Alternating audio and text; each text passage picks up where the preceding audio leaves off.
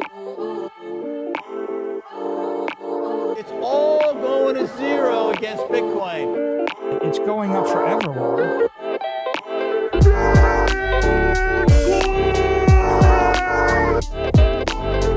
You're against Bitcoin, you're against freedom.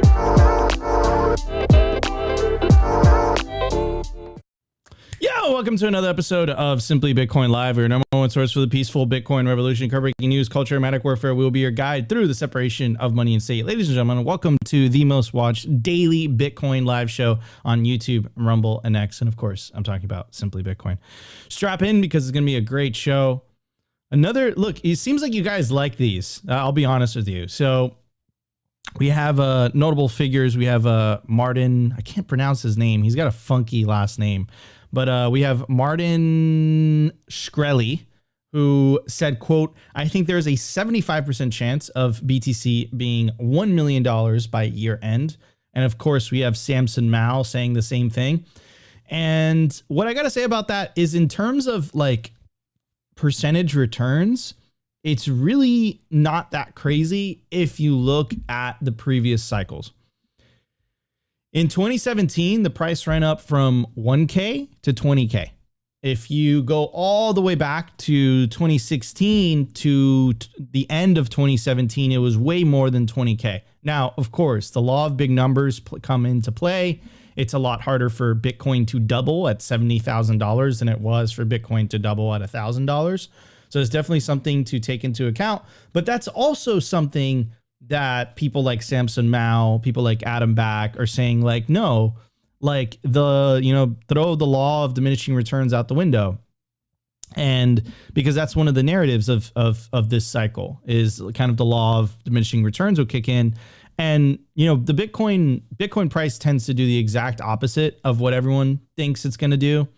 And I can't help to think that this reminds me of a lot of the 2021 bull market, where a lot of people thought that Bitcoin was only going to reach, Bitcoin was going to reach 100K, and then it never did. It only peaked at 70K. What I'm hearing this cycle is that a lot of people think that Bitcoin is going to only hit, 100K or 150K. Like it seems like the general consensus is bearish. And I think that has to do with a lot of the PTSD that a lot of people got from the last cycle. But I have to remind everyone, I think the last cycle was artificially cut short because of two factors. Of course, a lot of people talk about the rehypothecation of FTX, how FTX was basically essentially selling paper Bitcoin. But in another sense, also, we had the China mining ban. And I've showed you guys the chart many times where the Bitcoin hash rate literally dropped off a cliff. And it seems like the price went along down with it. And it makes sense as those miners had to sell Bitcoin, sell their mining infrastructure to relocate to more favorable jurisdictions. That doesn't seem to be the case this time.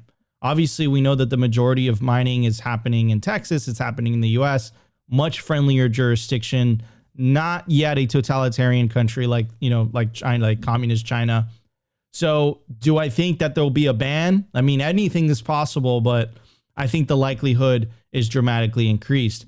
Not to mention the fact that we have tremendous amount of institutional interest from the likes of BlackRock. You have Michael Saylor's Bitcoin strategy being vindicated on the public company level. He's basically shown everybody that if you put Bitcoin on your balance sheet, you tend to outperform everything else.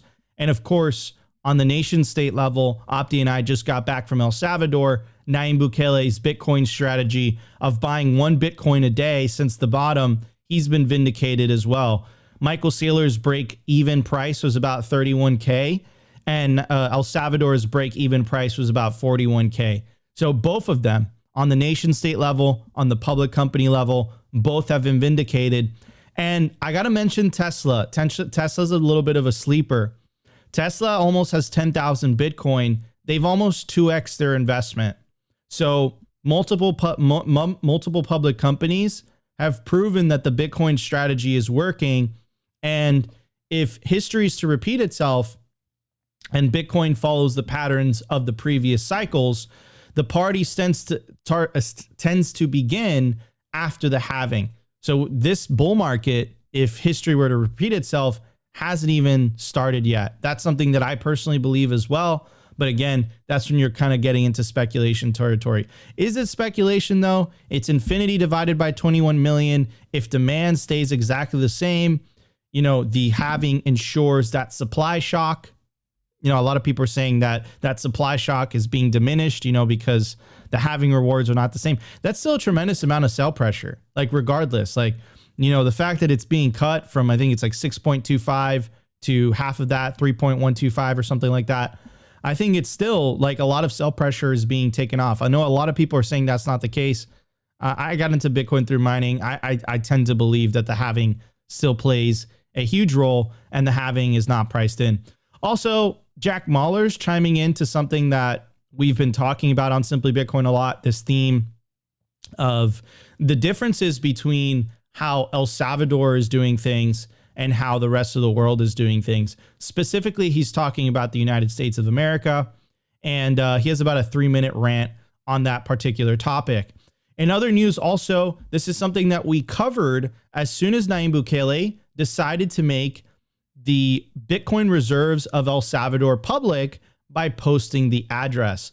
And what that does is it makes Nayib Bukele and the government of El Salvador accountable. Why? Because it's a lot easier to, it's a lot harder to steal from something that everyone is looking. Well, breaking news just came out. This is from Zero Hedge. I really enjoy the content coming out of Zero Hedge, but the article headline is Federal Reserve refuses to provide records of foreign gold holdings. So I'm going to say what I said when El Salvador dropped the news. I think that if anyone is criticizing of El Salvador, any other nation state, any other country, until they show their reserves, I'm just not going to listen to what they have to say. I think they're LARPing, right?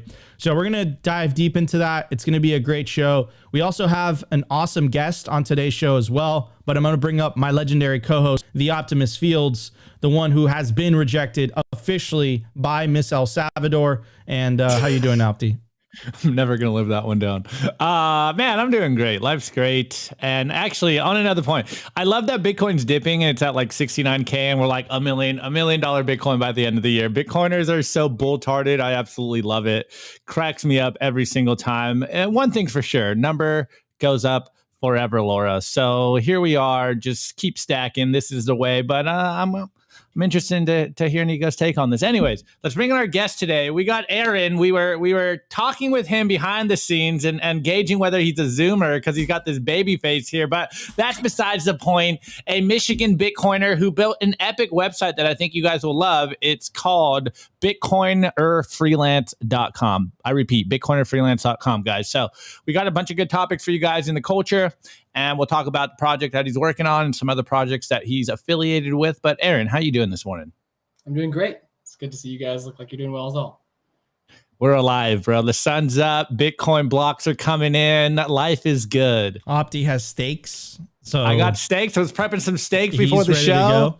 Anyways, this week's going to be epic as well, guys. Tomorrow I'm going to be streaming from Texas with Opti in the flesh. It should be interesting to set that up. And on Thursday, I literally Friday, only have one chair, Nico, so we got to figure this out. We're going to be streaming from the Airbnb that we got next to BitBlock Boom. And on Saturday, we'll be streaming the BitBlock Boom conference from the Simply Bitcoin channel. And we'll be doing a news desk as well. So it's going to be crazy, another crazy week following the halving party. So we got loads of great Bitcoin content for you guys as well. Tons of in-person interviews from BitBlock Boom. That should be a whole lot of fun. Anyways, guys, no more delay. Let's jump straight into the show. Before we do that, I do want to give a very special shout out to our lead sponsor. And of course, I'm talking about Bitcoin Well. Bitcoin Well is the best place to build your automatic self-custody Bitcoin stack. It's a publicly traded company coming out of Canada that recently expanded to all 50 US states. They're on a mission to enable financial independence, and the way that you do that is by taking self-custody. Self-custody is the revolution, which is why Bitcoin Well perfectly aligns with the Simply Bitcoin ethos of the separation of money and state. You want to separate money and state? You need enough people taking self-custody. You can't buy Bitcoin on Bitcoin Well unless you're going to take self-custody. It is self-custody by default. I also want to mention the Bitcoin Jackpot Contest. Currently, The current jackpot is at 4.6 million Satoshis.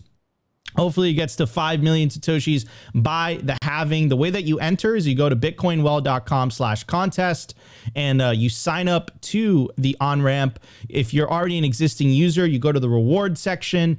Every time you buy Bitcoin, you earn points and you could put those points towards the jackpot. The jackpot will be announced the day of the halving. So it's a good opportunity to earn yourself some sats. It's currently at 4.6 million Satoshis. So go to bitcoinwell.com/simplybitcoin and sign up to, in my opinion, the best Bitcoin on-ramp on the market right now, because it is the only one that is self-custody by default. All right, everybody, let's get to the numbers. Let's do this.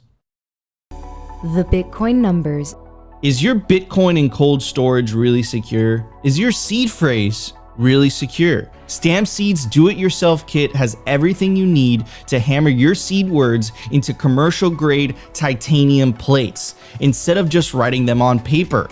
Don't store your generational wealth on paper. Paper is prone to water damage, fire damage. You want to put your generational wealth on one of the strongest metals on planet Earth, titanium. Your words are actually stamped into this metal plate with this hammer and these letter stamps. And once your words are in, they aren't going anywhere. No risk of the plate breaking apart and pieces falling everywhere. Titanium stamped seeds will survive nearly triple the heat produced by a house fire. They're also crush-proof, waterproof, non-corrosive, and time-proof. All things that paper is not, allowing you to hodl your Bitcoin with peace of mind for the long haul. Stamp your seed on Stamp Seed. All right, everybody, if you're enjoying the show, make sure to smash that like button. Help us break 100 likes within the first hour of the show. I made it incredibly easy for you guys. You could scan the QR code. It'll take you directly to the Stamp Seed website, where you can use promo code SIMPLY to get 15% off. Remember, guys, not your keys, not your cheese. You want to properly secure your seed words. Don't do it on paper. Do it on titanium. Stamp your seed on titanium. At the time of recording, the Bitcoin price is $68,910. Sats per dollar, 1,451. Block height, 838,474. Blocks to halving, 1,526. Halving estimate, April 19, 2024.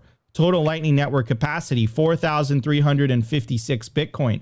Capacity value, 300.1 million US dollars. Realized monetary inflation, 1.73%. The market capitalization of Bitcoin, 1.36 trillion US dollars. Bitcoin versus gold market cap, 9.81%. In the grand scheme of things, Bitcoin is just getting started. Anyways, in other news, I did want to show you guys this clip from Jack Mallers being Jack Ballers. He goes on to say, one country faces lifestyle changes due to inflation, insolvency, a banking crisis, and perpetual war. Another country is ascending by pursuing the hardest money, low crime, beautiful aesthetics, and entrepreneurial talent. Which is the US? Which is El Salvador? That's a great question. I mean, you know, you would think that the United States is the embodiment of those things. The United States is the country of individualism. The United States is the country of the so-called American dream, where you come to this country, it doesn't matter where you're from, and if you work hard enough, you have the ability to save and prosper in the future. Well, that is being diminished by the day due to, I would just say, the money printer. It's as simple as that. I think the ability for the federal government to print money out of thin air creates an incentive structure of irresponsible fiscal spending, unsustainable fiscal spending. The government is spending more money than it collects in tax revenue. It's a $2 trillion in year by year of deficit spending. It's absurd. You know, they're spending the future essentially. And of course that makes everyone's life who's living in the present harder, specifically if you are in the lower and middle classes and you don't have the means to save in assets. So I think by the day, more and more people will wake up to this reality. I think it's also the cause of the rise in populism all over the world. And I think Nayib Bukele, as well as Javier Milei in Argentina, are really representations of people getting sick and tired of the status quo. I said this as a joke, some original thought on Twitter. I said, hey guys, now we know how to get a libertarian president elected. All we need is 150% inflation. I said that as a joke, but it's true at the same time. People are just sick and tired of this and the same excuses and the gaslighting, because here in the US, we're getting these job reports. And of course, it's not because it's an election year or anything. We're getting these job reports that are saying the economy is doing so well. It's doing so great. And, everyone should be thriving. But the thing about inflation and sticker shock is that you can't propagandize that. There's no amount of spin and misrepresentation that is going to convince people that they're somehow doing better than years prior, even though they're not. Like, if someone is making the same amount of money, but they can't afford the same amount of things, it doesn't matter how much you tell them in an official government report that, hey, you're doing fine. Like, the truth is the truth. Like, it's going to come out regardless. And again, this is what I mean by a system where the incentive structure is misaligned. The government is not incentivized to tell you the truth, because if they told you the truth, that would mean that they would have to spend less. They would have to print less, which means less enrichment for themselves, less endless wars. Less wars, less all those things that benefit the government. They would have to stop that, or they would have to cut it short, but they would rather keep the party going. And what would they do? What did they have to do in that situation? Well, gaslight the American people and tell them, hey guys, everything is going great. And of course, this is why they dislike El Salvador. This is why the mainstream media, or better said, the legacy corporate media, dislikes El Salvador. Me and Opti were talking about this. El Salvador has a GDP of $32 billion. Just to kind of give you guys a reference, Elon Musk's net worth is $200 billion. So Elon Musk's net worth is larger than El Salvador's GDP. Why in hell does the legacy media, and why did some members of the US government literally make an announcement in Congress that they were going to somehow investigate El Salvador? Like, why are they doing all of this? If El Salvador is this developing country, wants to get ahead, it wants to do the right thing, why are they so focused on that? Why aren't they focused on Venezuela? Why aren't they focused on all these countries surrounding it? Why are they so focused on El Salvador? And I think the reason for that is simple. I think El Salvador makes them look bad. I think that's what it is. Like, it's pure and simple. Like, same reason that they got upset when Javier Milei got elected. I think it just makes them look bad. Like, the fact that this dude's flying commercial and the rest of the leaders are flying, private, even though the country can't afford it. I think it highlights the hypocrisy of a lot of these politicians that supposedly they say that if you elect them, we'll solve a lot of your problems, but they don't. I think people are sick and tired of that, and I think they're trying to look for a solution. Anyways, here's what Jack Mallers has to say. The whole point is that government, the problem is that governments can be violent and force people to do things against their will. So the idea of like, well, El Salvador was on the dollar, so for them they could. It's like they weren't born that way. If Bukele wanted his own currency, tomorrow he could do it.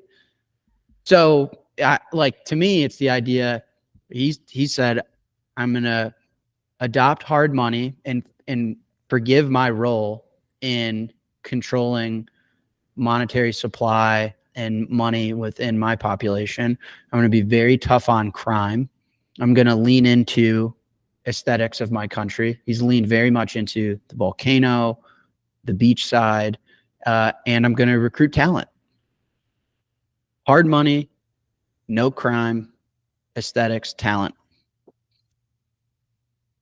Yeah. I fucking love it. I fucking love it. And yeah, And I'm from the United States.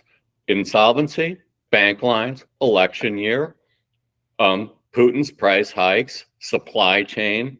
Come on. Of course inflation is going up because of Putin, wheat, and the supply chain problems, please. And nothing to do with all the money that we've printed. And it seems pretty obvious that the best strategy of your dollar is, secure hard assets. And what has gone up? What's at a record high?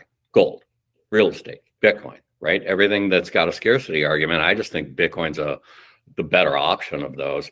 I mean, you're storing, I'll do my typical gold rant. You're storing value in something that we don't know how much of it there is, right? Nobody has a decent estimate on how much gold you could dig out of the ground, right? Real estate is reasonably fixed, but you can always put another penthouse on top of what's existing, right? Bitcoin is the most provably fixed of your major places to hide during a dollar tsunami. Yeah. And I mean, guys, I don't think people appreciate what's the Bitcoin price where Bukele could call the IMF and say, I don't ever need another loan again. You guys can delete my number. What? Do you appreciate how revolutionary that would be for someone to divorce the need of a perpetual line of credit just to run their country from the West and say, I got it from here. We bought a bunch of Bitcoin. We've been investing in our future by holding our energy and our time in something that persists it. And we've been recruiting talent, been very tough on crime, place is clean. And we have a lot of natural, beautiful resources, and we're good. We appreciate the loans over the years, but we got it from here. That would change the world in such a material way, only possible with something like Bitcoin. There's no way that a country could persist their time and energy in anything else. So, I mean, like, he said the word. He said revolutionary. You want to know why the legacy media attacked Nayib Bukele the way it did? That's why. You want to know why the IMF, freaked out the moment that El Salvador announced, hey, we're going to make Bitcoin legal tender? That is why. He's literally telling you the reason why. And that calls into the very question of what the hell is the purpose of the IMF? Is it a system of control? Is it a system that is actually meant and designed to help poor countries? Or is it a system that is cloaked in this perception of, oh, we're the World Bank, we're going to give you a loan so that you can propel your country forward? But in reality, what's come to light, and I think Alex Gladstein's done incredible work on this. There's also a book called Confessions of the Economic Hitman. What's come to light over the years is that these institutions, these very powerful institutions, like the IMF, which coincidentally is located in Washington, D.C., it's coincidence, like the World Bank, perhaps maybe they aren't who they say they are. Perhaps they aren't doing the things that they tell the world that they're supposed to be doing. Perhaps they're mechanisms of control. Perhaps they're mechanisms to enslave these countries. And perhaps that's why the IMF had such a hard time accepting that Bitcoin was going to be made legal tender. And all the things that they predicted was going to happen to El Salvador never happened to El Salvador. And another thing, in Argentina, they gave Argentina another bailout. And one of the conditions of that bailout was that the government of Argentina had to de-incentivize the population to use alternatives to their local fiat currency, even though the current country was suffering through 150% inflation. So again, I'm going to pass it on to you guys. Who is the IMF? What is the IMF really about? Who is the IMF really watching out for? Is it the people of the world, or is it themselves? Or perhaps maybe it's the US government. Perhaps maybe that's a very tough statement. But I don't know, man. Like, I gotta say, Nayib Bukele, keep doing your thing, man. You're an inspiration to the rest of the region. Opti and I just went there. I feel the energy. I feel the positivity. And I just want that to keep going. I just want Nayib Bukele to keep going. Anyways, Opti, what's your take on this, brother? Yeah, so the beginning of this, you kind of were talking about trusting the numbers and trusting the corporate legacy media. And I just kept thinking of like the idea, like if you believe the official numbers right now, you are so misguided that I think you should be mocked at this point. Like we know they're lying, they know they're lying, and they know we know they're lying. And anything coming out of, official institutions, as far as I'm concerned, are manipulated. They're outright fake. It's reminded me of a great post that Balaji put out a while ago about how at the very end of the USSR, they were faking all of the factory numbers and then eventually it crumbled. Well, that's not what we're doing right now in the US, or rather in the first world, all the first world countries. Is like they're faking all the financial numbers and no one has a real metric of what's going on. And at a certain point, this will start to crumble. And we're seeing in real time that it's crumbling. So if you're believing the official numbers, any official data coming out besides the Bitcoin time chain, then I fundamentally believe you are detached from reality. And this is what's going on. Nico is calling it the gaslighting. We're seeing in real time that a lot of people have lost their minds because they still believe in the official narratives.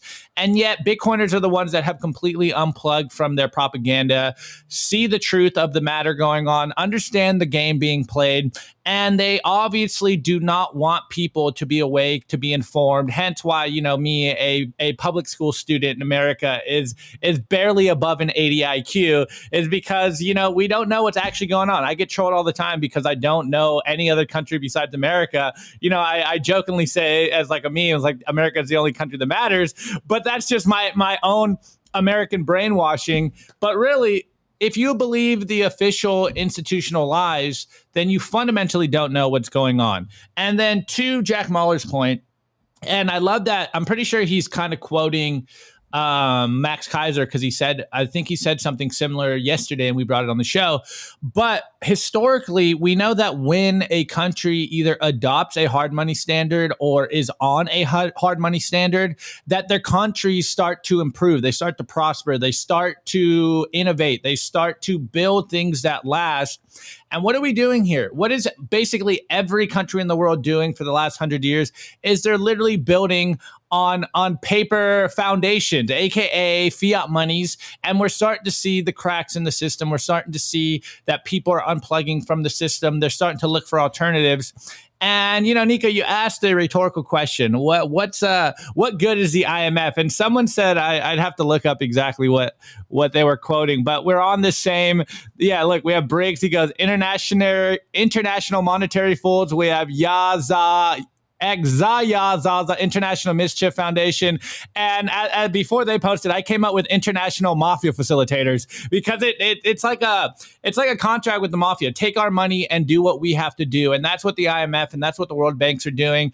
And now people are calling their bluff, and this is why they attack El Salvador. This is why you're seeing that if you go against their narratives, they will do whatever they can to not only character assassinate the leaders, but fundamentally destroy what is happening in these countries. Because again, remember what fiat means. It is a currency by decree, which means that all they really have is their lies. And as long as people fall into their narratives, then they can try to perpetuate and kick this can down the road for as long as possible.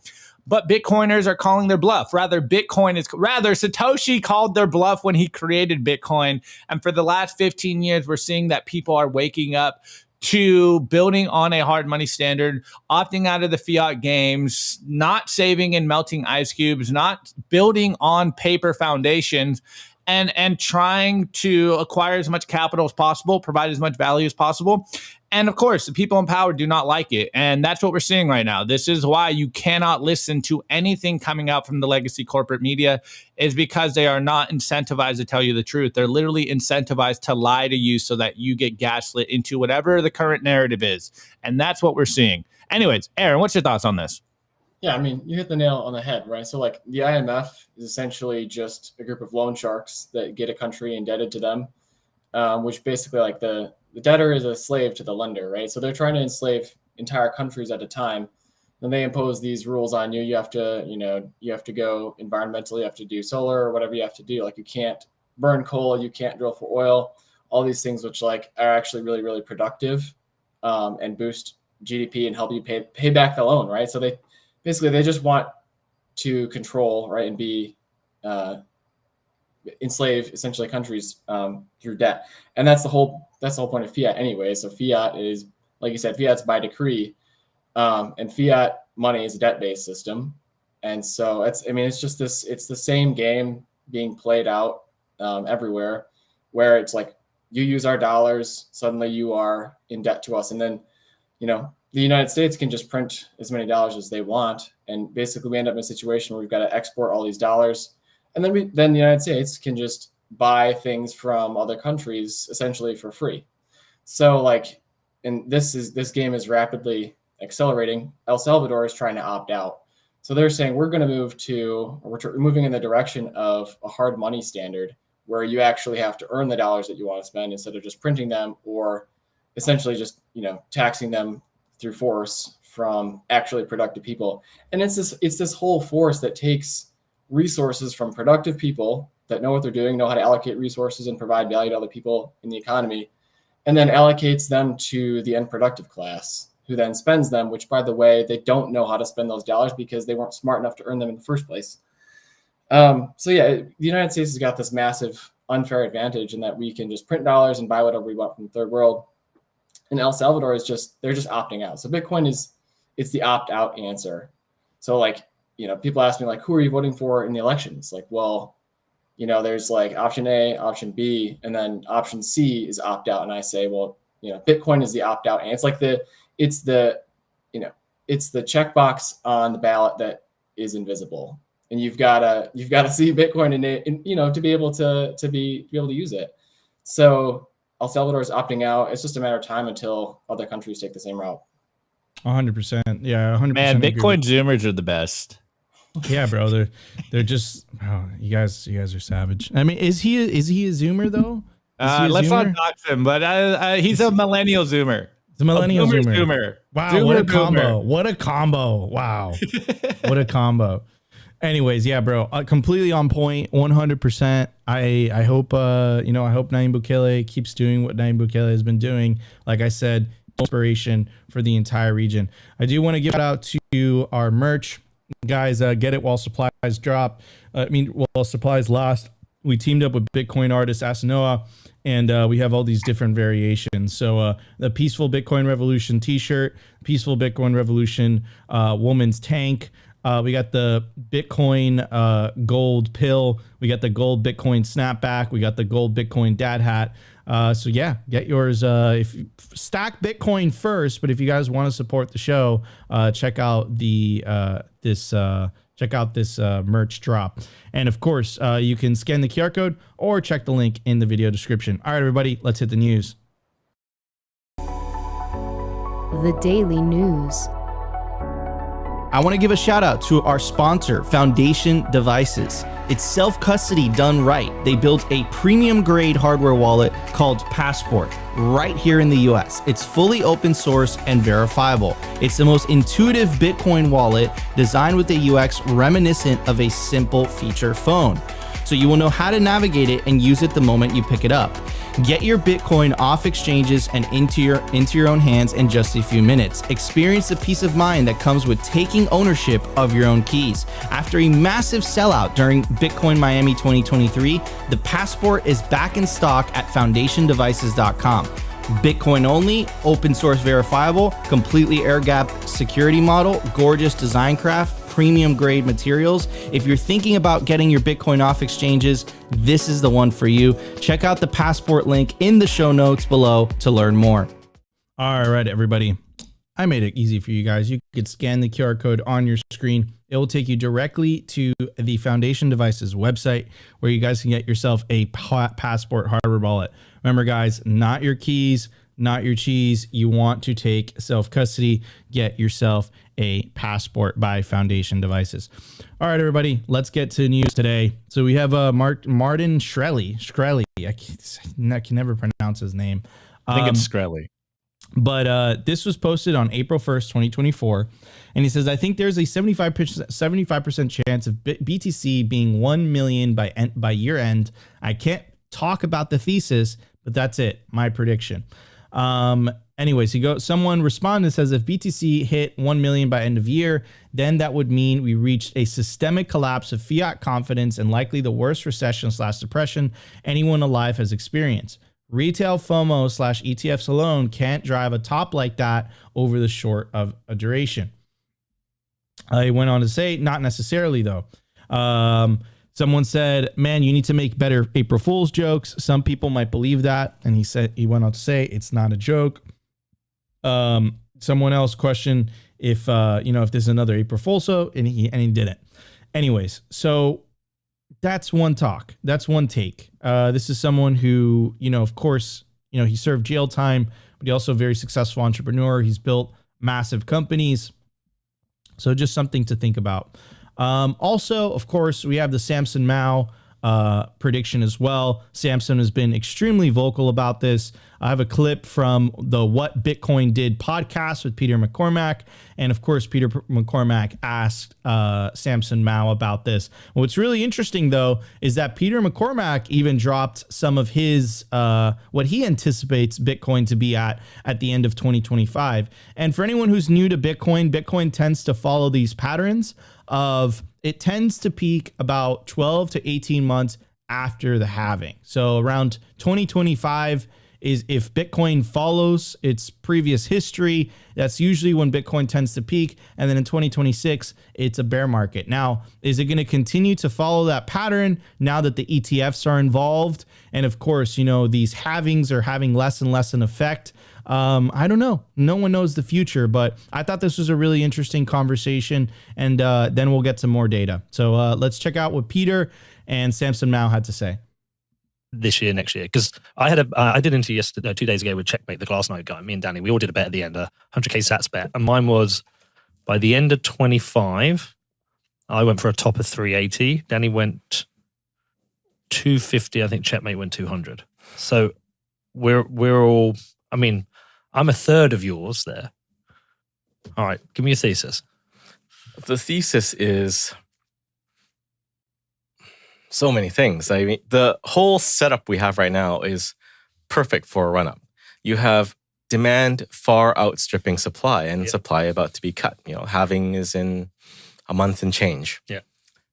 The ETFs alone are pulling in about 22,000. Isn't the net inflow about 3,500 a day? Yeah. Yeah. So given that exchanges have about 2.2 million, maybe less, like Glassnode says 2.2, I think it's less. Yeah. And the demand is like 3,000-4,000 a day, just from ETFs alone. That doesn't leave us a lot of time to drain that pool of Bitcoin. Hold on. What's that in a year? If they keep up at the same demand, although I said we're having new record days, aren't we? Mm-hmm. 365. That's 4,000. I mean, that's 1.4 million. That's nearly 1.5 million a year. Yeah. Okay, I see your thesis. So demand is like 10x now. It's going to 20x. So the price should react accordingly.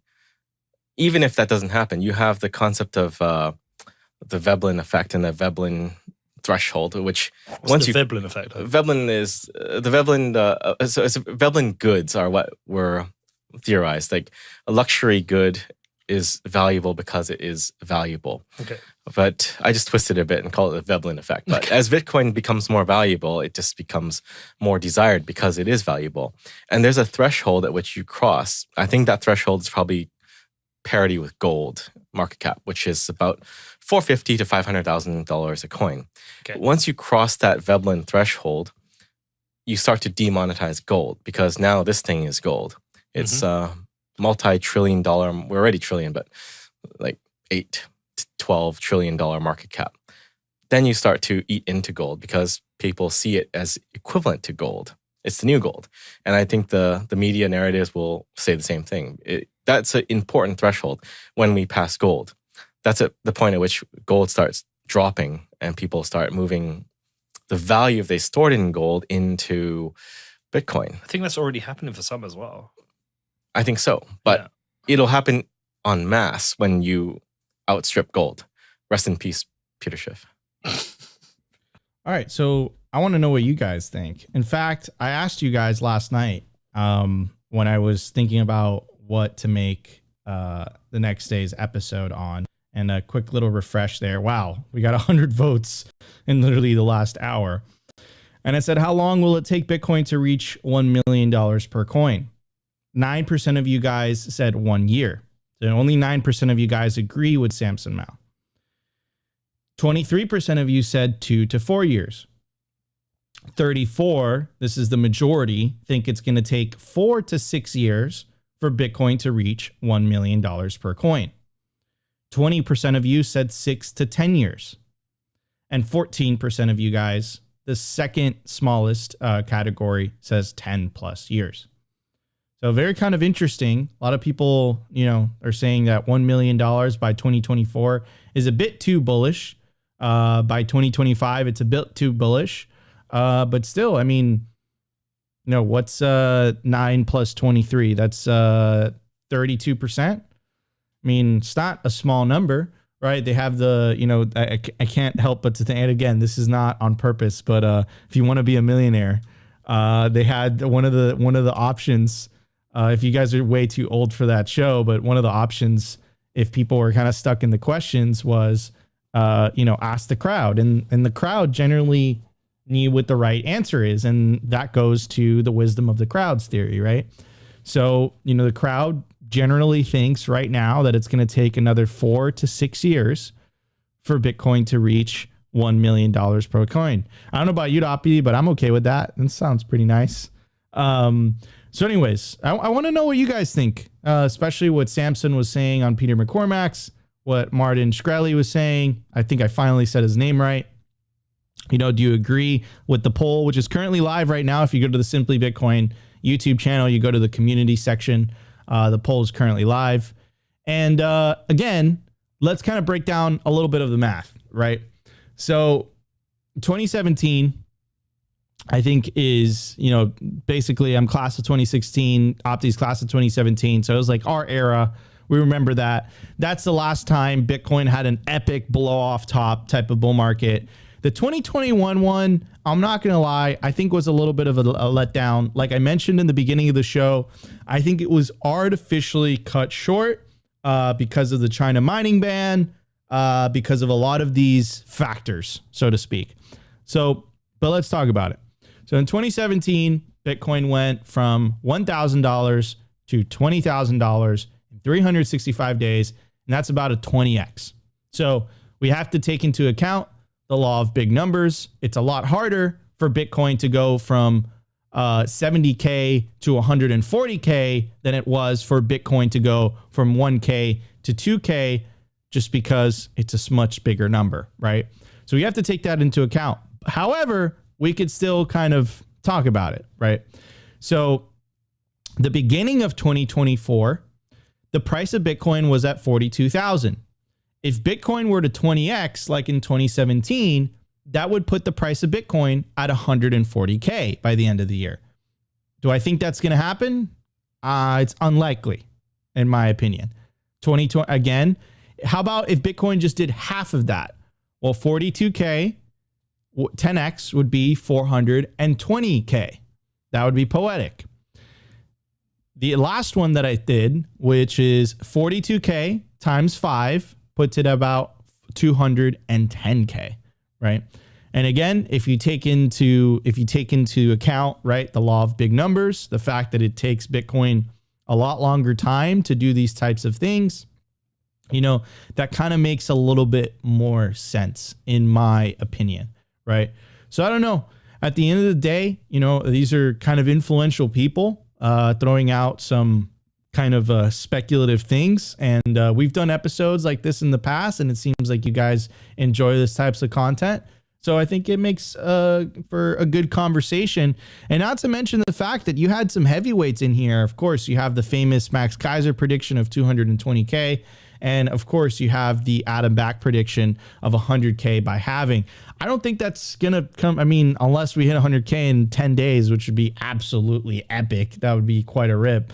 I want to know what you guys think. Let us know down in the comments. If you guys are watching the pre-recorded version of the show on X or Rumble, Put it down in the comment what you guys think. Do you guys think we're crazy? That poll is still live, I might add. So make sure to vote on it. Go to YouTube, go to the community section, and you can vote on it.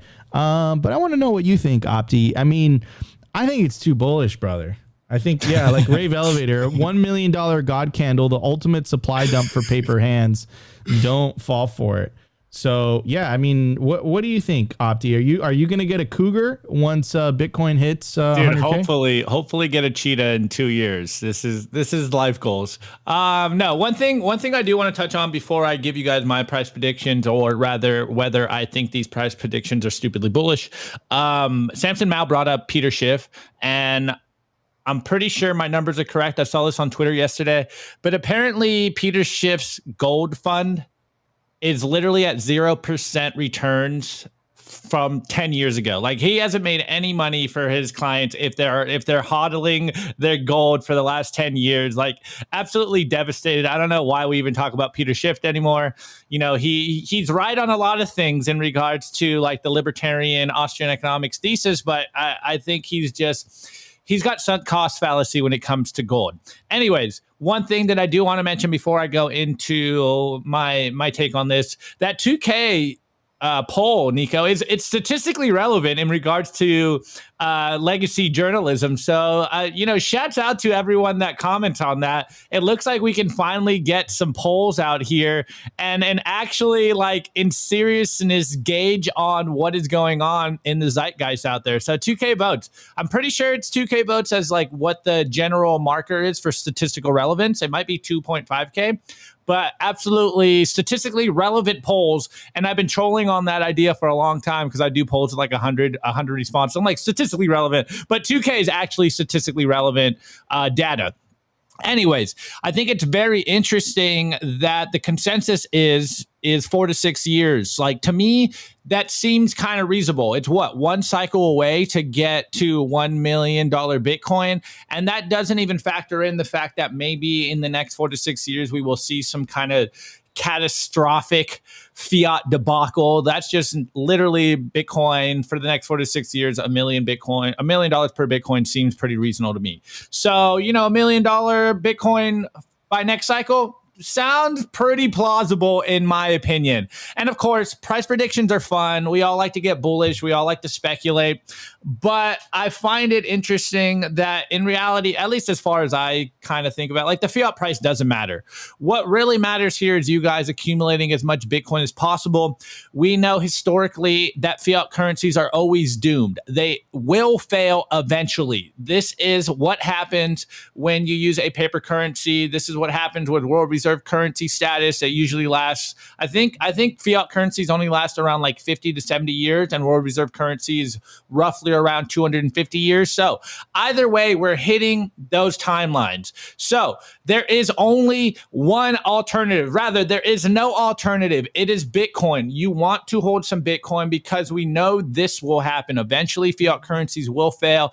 Eventually, that the fiat currency hegemony will start to crumble. And I do think that we are in that fourth turning era. Like, we are in a new era, and Bitcoin is starting to solidify itself as one of the strongest base monies in the world. I keep mentioning that number, that Bitcoin is the fifth largest base money in the world, and it's only at $1 trillion market cap, or $1.2 trillion market cap. So, again, going to my price predictions and kind of my analytics on this, and you guys know I get stupidly bullish, but I understand that I can't just spit numbers out here because people will absolutely wreck themselves because they think Bitcoin's going to $1 million in a year or two. Now, that seems a bit far-fetched, but just going through, thinking through this process, Bitcoin's at what, 70K right now? 70K to six figures is less than a 50% move, which I think in the next year or two is Bitcoin's going to overshoot that. I think historically Bitcoin has about 150% returns every year. So I think within the next 2 years, Bitcoin to six figures it's going to be just a crazy run. And, considering all the factors that Samson Mow's covered that we've been covering for a while, I think Bitcoin is going to make an epic run. You know, we have institutional demand from Wall Street. We have high net worth individuals finally seeing Bitcoin as a legitimate investment, a legitimate asset.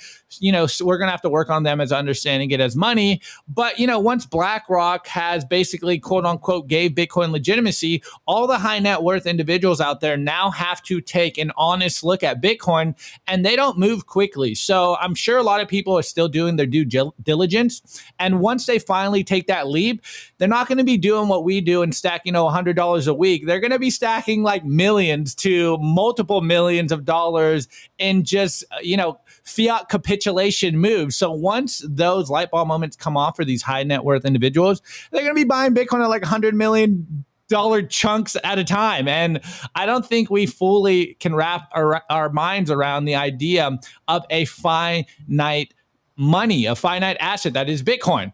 And then adding on top of that, as Bitcoin starts to move and Bitcoin starts to make its run past all-time highs and goes into the six figures, I think we're going to see a huge retail FOMO move. I think people are going to start to FOMO into Bitcoin.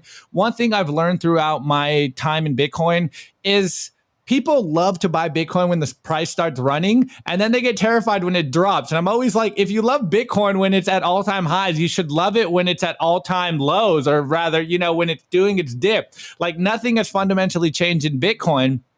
So people are starting to wrap their head around the idea of what Bitcoin is. Of course, I always say the Bitcoin price is a real-time metric of people's understanding of Bitcoin.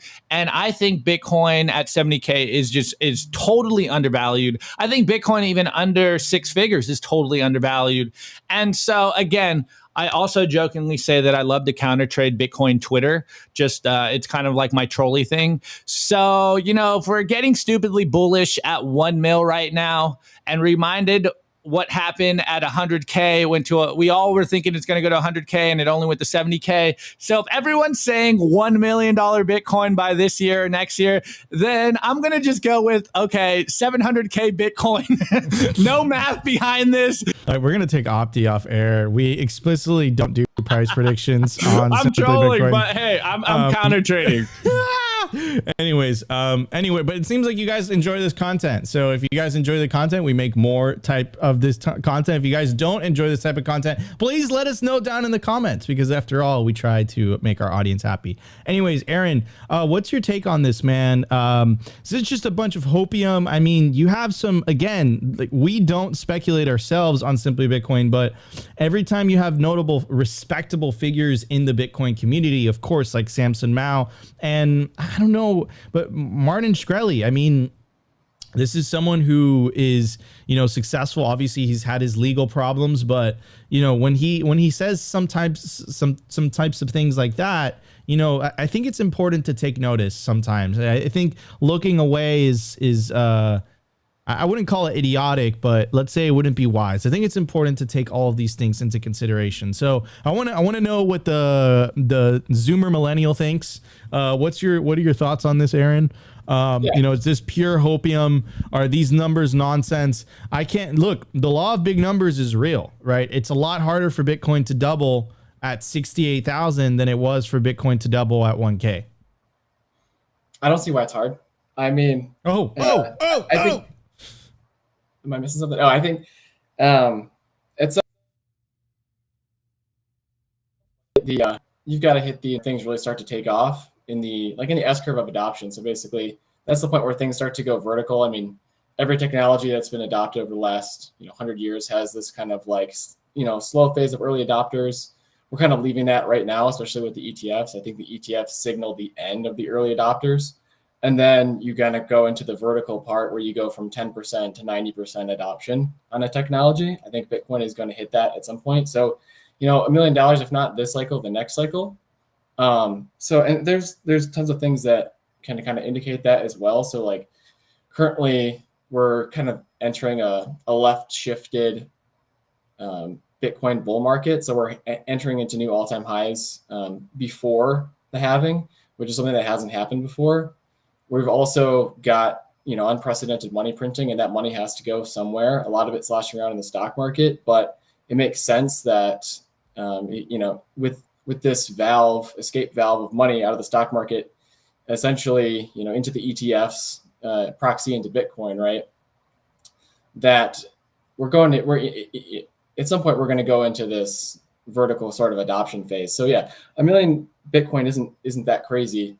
I think too, the nation states are, El Salvador is the first one that we know of that's starting to do this, but there are other countries and state actors that are slowly accumulating Bitcoin. And the real key thing to think about there is that they want to do that silently. They don't want to advertise that, because as soon as they do advertise that, then it's an all-out arms race. And so, to Samson's point, like he's the guy that's like behind this Omega candle idea. A nation state arms race to buy as much devalue the currency and buy as much Bitcoin as possible is something that's going to happen at some point in the future. Whether it happens this cycle, next cycle, the cycle after, is to be determined. But there's also there's tons of other factors that I don't think are really fully understood in terms of all these price predictions. So AI actually, I think is going to have a huge boost to productivity. I know it's like hype cycle right now, but the impact is real. Like as a developer, I've used AI tools to help myself code, and I know that these things are just getting better and better. So it's going to make the world more productive. There's going to be more demand trying to buy the scarcest asset that's ever been created. And so, yeah, it's kind of a perfect storm scenario for Bitcoin. 100%. I think that can't be stated enough, right? I think that we're entering into this perfect storm type of scenario. But again, what we advocate for at the end of the day on Simply Bitcoin is stay humble, stack sats. Anyways, so I do want to get through this pretty quickly. So that we can get on to the culture and speak to Aaron, Opti. I think we're going to have to push the meme review so that we can do it in person tomorrow. We do this live. Sorry, guys. It's coming Friday. In Texas. No, let's do it in person in Texas tomorrow because I think that would be hilarious. A lot of people were enjoying it when Opti and I were doing the show together in person. Said the dynamic was nicer. I agree with that, Opti. I agree with that. Studio soon, TM. Anyways, so this is an article by Zero Hedge. Federal Reserve refuses to provide records of foreign gold holdings. Weeks after Federal Reserve Chairman Jerome Powell evaded a sitting congressman's questions about the central bank's foreign gold holdings, the Fed has also declined to comply with a Freedom of Information Act request for records about such holdings.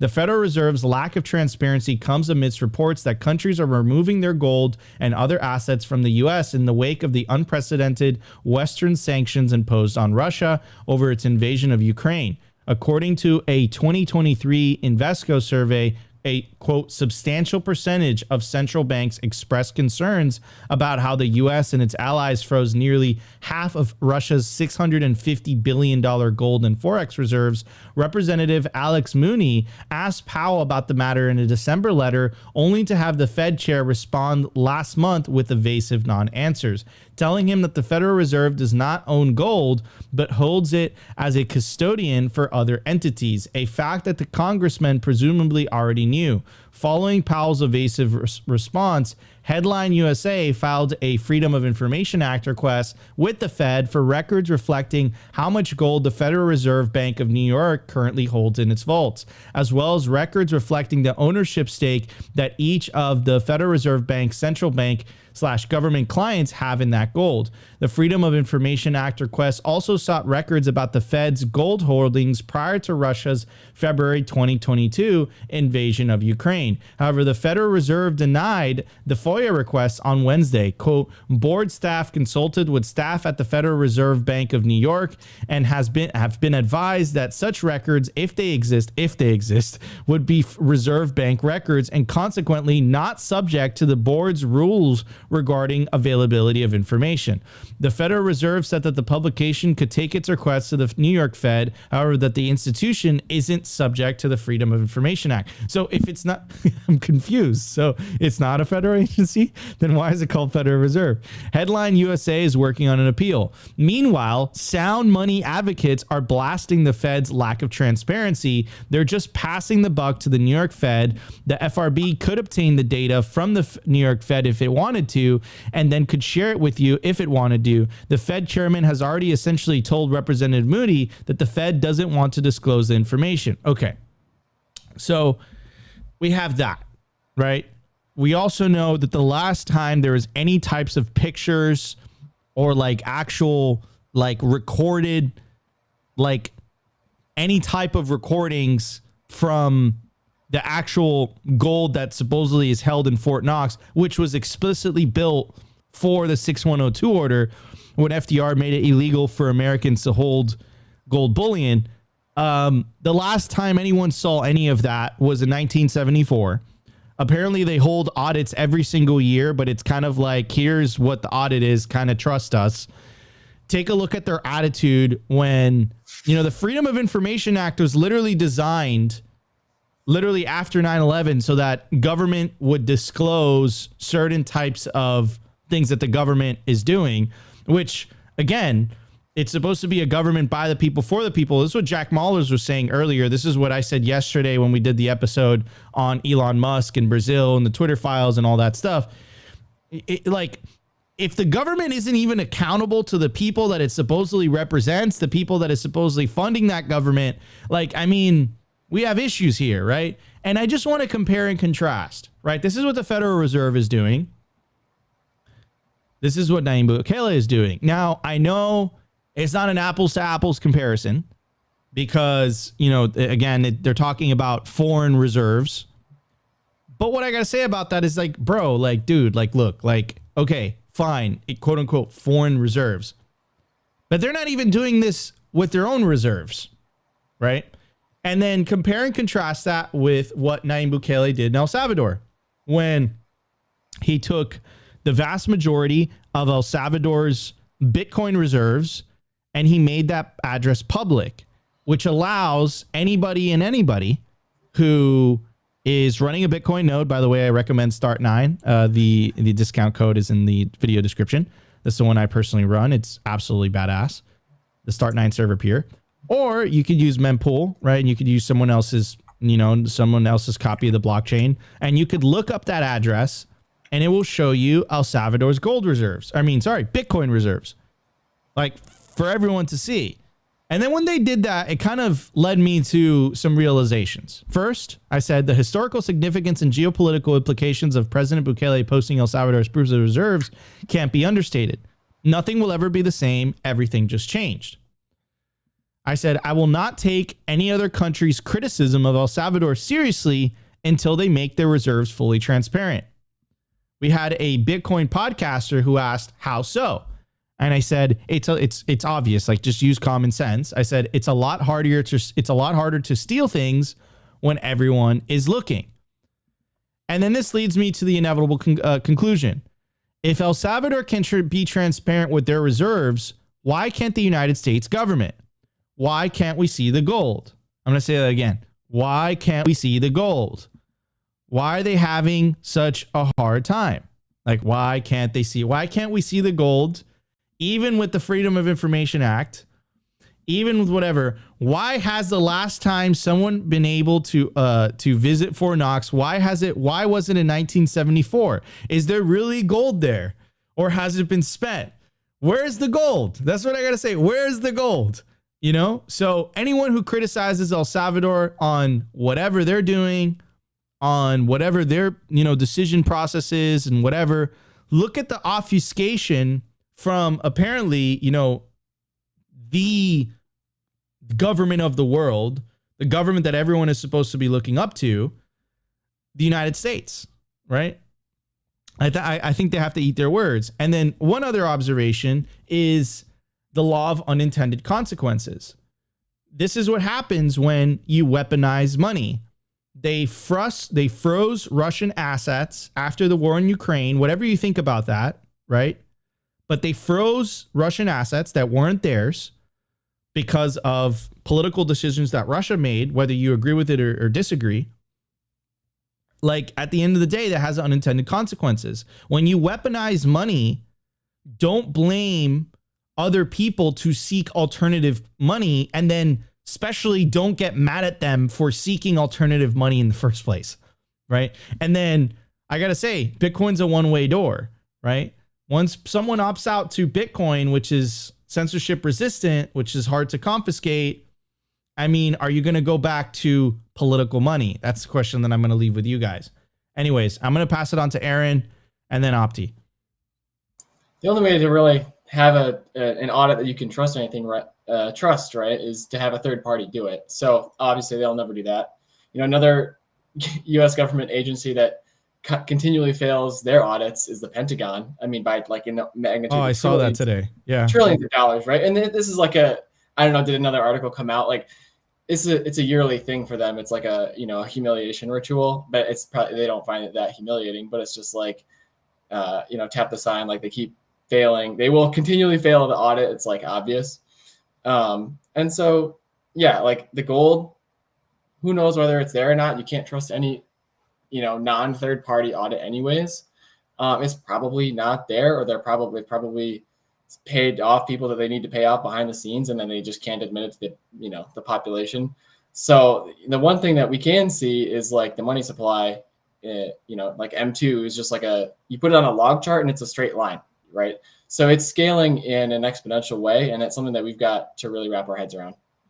100%. 100%. What's your take on this before we get to the culture?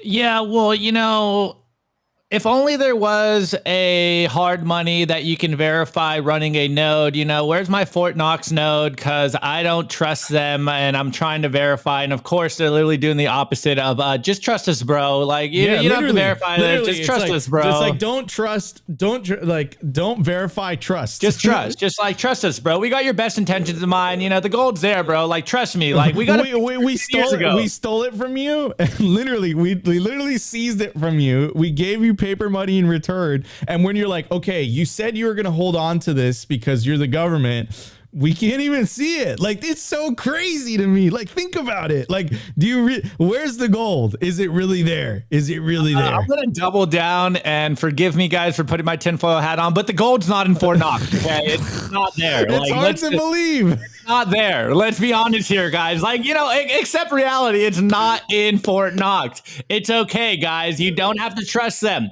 Start buying Bitcoin because of these reasons. This is exactly why we are Bitcoiners, guys. Like, this is the very reason why we are opting out of the fiat system, because Nixon rug pulled the gold in 71. Like, we've been off a gold. You know what blows my mind, Nico? Let me so you guys can see what blows my mind, Nico, is the number of people that still believe we're on a gold standard in normie populations is like, it's a significant number. People still think that a dollar is backed by gold, and you're like, oh my goodness, like this is the level of education that we're dealing with, guys. Like the dollar's not backed by gold. There's no gold in Fort Knox, and there is only one alternative. It is Bitcoin. Do you want to trust a small cabal of people with your money? It's like, no. This is why I'm a Bitcoiner, because I don't have to trust anyone.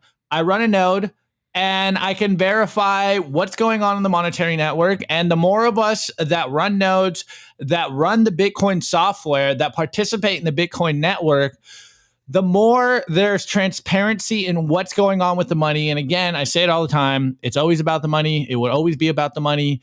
And the more they try to obfuscate what's happening with the money, the more you can be... The more you know that they are fucking with the money. Like, the more they try to hide what's happening with the money, the more you know that they're manipulating the money. And at this point, guys, this is historical too. This isn't even like throwing shade at the Fed necessarily, but this is how we got paper notes in the first place. Shouts out to the OG gold holders, the OG goldsmith that were creating bars and coins, and then people just didn't want to use the gold technology because it was too clunky, it was too heavy, and it was hard to save. So they put them in the gold vaults. They put them in the blacksmith gold vaults, and then after a while they started to give them gold certificates, and then those gold certificates got cut off from the gold standard, and then you're literally just using paper IOUs. Like, this is why we Bitcoin in the first place, because historically speaking, we've seen this happen over and over and over again. And Nico trolls me all the time because I usually joke. It's like, guys, if you were giving me your gold and you didn't come back after 10 years, like, it'd be hard for me not to just take a little bit of the gold and be like, trust me, bro. Don't trust Opti with your money. Don't trust Opti, verify, and run the Bitcoin network for yourself, because literally, like, I'm human. I understand myself. I'm like, yo, look, as much as I take self think of custody, myself- don't trust yeah, Opti don't or trust the Opti. government. Like, as much as I think I'm an ethical person, I understand the incentive structure here. And if you didn't, you store your gold in Opti's vault for 20, 30 years. At a certain point, you're like, oh, he's never coming back. He's okay with his gold certificate. Let me just take like a little bit and I'll pay it back. I swear. It's called fraud. We've seen this happen with FTX. We've seen it happen over and over and over again. Guys, humans are no better than their incentives. This is why we're Bitcoiners. Amen. Is so that we don't get tempted by messing with the money. Like, this is why we're doing what we do. Anyways, rant over. It's almost as if you're saying don't trust someone else with your money. Anyways, I do want to give a shout out to our sponsor. Of course, I'm talking about Orange Pill app. Stack friends who stack sats. Download the Bitcoin social layer today. In the next 5 to 10 years, Bitcoiners are going to be some of the most influential people on planet Earth. You definitely want to build up that Bitcoin Rolodex, build Bitcoin friends. And it's kind of, it's kind of lonely in a way. Because once you adopt a Bitcoin standard, all of a sudden you don't have a lot of things in common with your fiat friends. They don't really speak the same language anymore. It reminds me of that meme. Like, you tell them like the money's broken 21 million and they're just responding like, hey bro, did you see the game last night? So it's important to build up Bitcoin friends. And one of the best places to find them is the Orange Pill app. They have this really clever filtration system where you'll only find Bitcoiners on the app. You won't find any altcoiners. You won't find any scammers. You'll only find Bitcoiners. It's a great place to connect with Bitcoiners near you. So if you move to a certain area, a new city, and you want to know Bitcoiners around you, open up the Orange Pill app. It will literally show you. We also have the Simply Bitcoin group chat. We're really active on there. I try to at least post something once a day, and you can join it. And that's a really, really great way to reach out to me and Opti. It's the #1 resource for creating Bitcoin only events. Download the Orange Pill app today. You could scan the QR code or check the link in the video description. Let's get to the culture. The Daily Culture.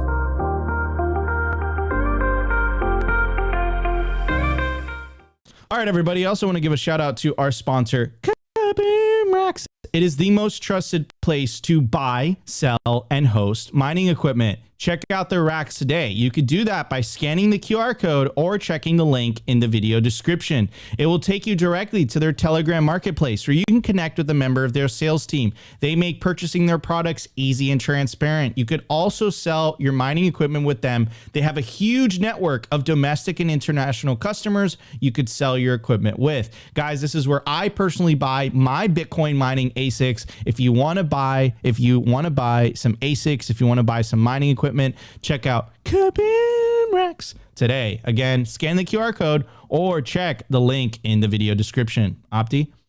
Yes. Okay, guys. So before we get into what Aaron is working on and things he's built and the meetups he's part of, I asked him before, considering he is so young, I was asking you, Aaron, I'm like, okay, like, were you coding before?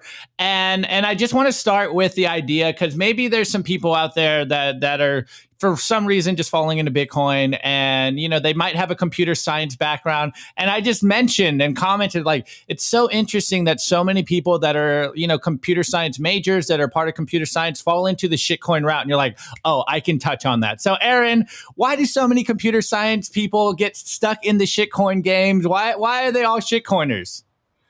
I think it's just really easy to over intellectualize and get cute. Honestly, like, Bitcoin is just so simple that it's such a simple and a radical concept that Bitcoin, and that's it, like, and just self-custody and I'm set. It's like, really, yeah, that's a value proposition. And so, like, with shitcoins and blockchain and all that, like blockchain, not Bitcoin, that argument, it's like, it just plays into this like natural human tendency to like constantly be trying to like do things and build and protect yourself for the future. But like Bitcoin, it's like it's set in stone once, and for the rest of the time, it doesn't need to be fixed or upgraded or anything like that. So like the shitcoin thing is like, oh, I'm gonna try to make a token and it's gonna have this utility, it's gonna do all these things, but you're missing the fact that digital scarcity was just invented. So like, you trying to do your own thing and create your own network, you're never gonna like outpace what Bitcoin's already got going for it. Love it. Love it. Okay. Well, considering you do have a computer science background, let's talk about the project you built, bitcoinerfreelance.com. So maybe start with what sparked the idea, and then what can people expect when they go to the website? Yeah. So the idea came from, I was at a meetup in late 22. And I was just kind of like spitballing ideas like, hey, I've got, I'm always trying to do a side project. I'd love to make my next side project like around Bitcoin. And I noticed that there was lots of marketplaces for goods that you can buy, but not a lot of marketplaces for services that you can buy using Bitcoin. So, and on top of that, what I wanted to build was like a way to have a circular economy where you can spend and earn Bitcoin, because part of the value proposition about Bitcoin is that you can spend it on things. You can actually use it. It's a currency that people accept. And so as Bitcoiners, you've got to have places that people can spend Bitcoin. So this is another way that Bitcoiners can monetize their valuable time and earn very finite currency, earn sats. Okay, so Love basically this is like if you Fiverr for Bitcoin. Fiverr for Bitcoin. I absolutely love that. Look, you have video production and commercial photography. You have create custom Bitcoin images, examples of my artworks. So Opti, let me pull this on the caption so people could see it. What's the URL, Aaron? It's bitcoinerfreelance.com. Love that. Love that. Love it. So one quick question for you before Nico chimes in again. How do people sign up for this? Do they have to create accounts? Like, do you verify that people aren't scammers? Like, what's going on in the back end? Yeah, so you do have to make an account. You can sign in. It's like the path is bitcoinerfreelance.com/auth. You can sign up. You can see the different categories you've got there for gigs. But right now it's really reputation based. So the more gigs and services you do, the more of a reputation you'll have via reviews. And that way buyers can see, oh, this person's done some work before. This guy's got some reputation, so I'll work with him. And additionally, these gigs currently that you're looking at don't have any sats boosted, but the idea is that it's like a proof of work kind of thing where basically you pay to boost your gig with sats over the Lightning Network, and then your gig will show up higher in the search results. So like if someone has got more sats boosted than someone else, it means they've actually got skin in the game. Okay. Wait, can you go over the sats boosting again? It's them paying for like advertisement? Yeah. So if you post a gig and you say, I want to basically up rank, I want to have like basically make my gig look like it's sponsored or something like that. You can spin up, basically you can say like boost my gig. It'll spin up a Lightning invoice, and then you can just send sats directly from your Lightning wallet. And then based on like search criteria, results will come back and they'll be sorted essentially by whoever's boosted the most. And right now, to get on the front page of the website, it's like 1,000 sats. So I mean, it's really not a whole lot. How many people are actively using this site? Yeah. So right off the start in like November, we like onboarded 100 users really fast, and then since then it's kind of like been slow, but it's been picking up lately. So we're almost to 200 users. Nice. That's very cool, man. And I'm assuming it's organic, right? So Bitcoiner freelance. I put it on the what's it called, Nico? Okay, cool. Yeah, I'm looking at it now, man. That's awesome, dude. So it's 200 people that are currently active. The one I'm looking at is video production, commercial photography, create custom Bitcoin images. That one's really badass. Application security penetrations test, payment gateway integrations service. You have writing and reading tutor for students ages 10 and 18. So you really have everything, from different types of jobs and different types of value that people are trying to offer. And again, it's an alternative to Fiverr, and it's in Bitcoin, right? So it's kind of like this whole narrative of the Bitcoin ecosystem, the circular economy. This is a great representation of that, right? This is a great representation of a site that is completely running on Bitcoin. And again, unlike Fiverr, unlike these other websites, anyone internationally, doesn't matter where you are, you could start earning sats if you provide value to other people, which goes into the sovereign individual thesis, right? That's one of the things that they said was going to happen because of the internet. It doesn't matter who you are, how you wear your hair color, where you're from, if you have a thick accent, you know, what your personal preferences are, what your religion is, you know, in the cyber economy, you'll be able to earn no matter what, doesn't matter where you're based, right? This is the beauty of Bitcoin. And remember, anybody who's against Bitcoin is against that type of future. And don't let them gaslight you into thinking that someone in Afghanistan, someone in Kenya shouldn't have the right to earn money because of the place they happen to be born in, because how the current system is structured today, they literally could not. Just because their governments are acting in a certain way doesn't mean that the whole population should be penalized for that, right? And that's a reality that needs to be talked about. Those are the unintended consequences of US sanctions, right? So don't let them gaslight you. This is going to make the world a better place, and it's going to empower people no matter where they are. And all of a sudden, I think it's going to make the world a much more competitive place. It's going to make the world a much more equal place, right? That's a narrative that we hear all the time about quote unquote equality, opportunity. Well, again, a lot of these politicians, they talk a big talk, but push comes to shove, they're supporting sanctions, right? Sanctions are some of the most, I would say, anti-human things that exist because they penalize you not based on your actions, but based on the actions of your government, and they also penalize you based on the place that you happen to be born in. You have absolutely no control over that. Bitcoin levels the playing field. And sites like these that Aaron created, and Aaron, you're a very smart kid for developing this. Kid, you're not a kid, you're 25 years old. You're a very smart guy for developing this because this is, again, a representation of us in a historic term in the world moving into the information age. Like, this is a great representation of that. You're not going to judge people based on what they look like or what their personal preferences are. You're gonna judge people based on their proof of work, which is the way it should be, right? So again, I'm gonna emphasize this enough because this is separation of money and state, and the state's gonna try to fight this tooth and nail. If you're against Bitcoin, you're against this. If you're against Bitcoin, you're against anybody in the world having the ability to earn for the future, right?